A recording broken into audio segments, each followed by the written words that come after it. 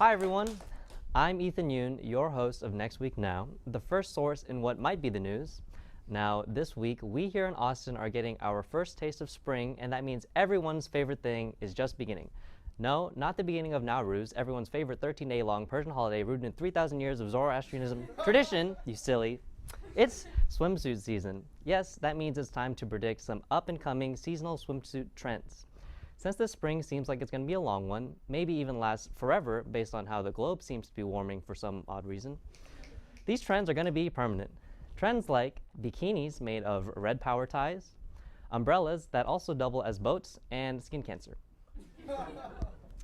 Speaking of such, Scott Pruitt, who is currently having a very understandably rough time figuring out just what is causing global warming to occur, has decided he has a solution. First off, he's changing the EPA from the Environmental Protection Agency to the Environmental Punishment Agency, stating that the environment has been a, quote, very, very bad boy.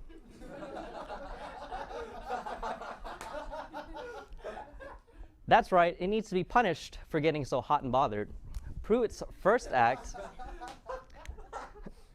involving the EPA will be called manscaping. In said act, he will propose that the rainforest will get some work done down there. That means controlled fires to burn down the brush and an expansion of permits to chop down rainforest trees. When asked about this odd policy, Pruitt will be cited as saying it's more hygienic this way. Next up, Donald Trump, after being fed up with all of the fake news, will use his presidential power to completely delete from existence all currently airing news sources. In their place, he will create Trump TV. Here is a taste of some of the programming that will be available. The amazing Master Race, created by Steve Bannon, in which newscasters will perform amazing feats of journalism, such as fake news spotting. TNN, the Trump News Network, which will strictly broadcast dealings with Trump, not much of a change from what we have now. And finally, Walker, Texas Ranger. Now, here are a few soon-to-be hit movies. After the success of Logan and Deadpool, Marvel and Disney will now venture into other R-rated superhero films, starting with The Incredibles 2. That's right, you'll now be graced with scenes depicting Dash running from a speed addiction, Frozone dropping the F-bomb a lot, Mr. Incredible ripping people's heads off Mortal Kombat style, and Edna Mode designing fetish wear. Still no capes. Hashtag not my Incredibles. Gus Van Sant's Happy Feet 2 will include a 30-minute scene of two penguins just walking, and then Vince Vaughn will ruin Anthony Perkins' original performance again.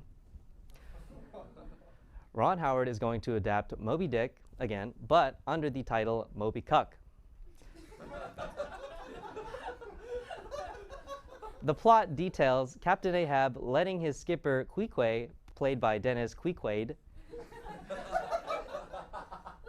hunt the great white whale instead of Ahab, while Ahab gets a little bit too attached to the harpoon. Another sequel to the hit franchise Planes and Cars has been announced. It's going to be under the current title of Drones, directed by Barack Obama.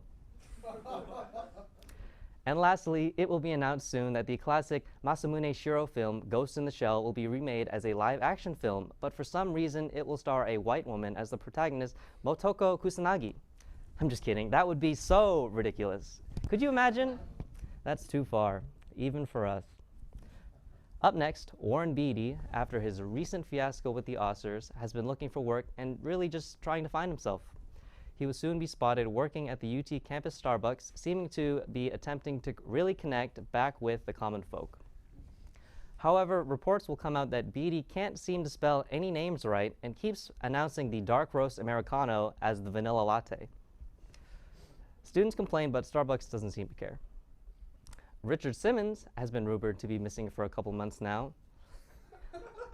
But have no fear, loyal audience, because at Next Week Now, our prediction experts have already come up with a couple places where he will show up. There is a 6% chance of him being in a giant Campbell soup can, an 18% chance he's stuck on top of the Space Needle, and a 76% chance he's hiding out on a Swedish fishing vessel avoiding criminal charges.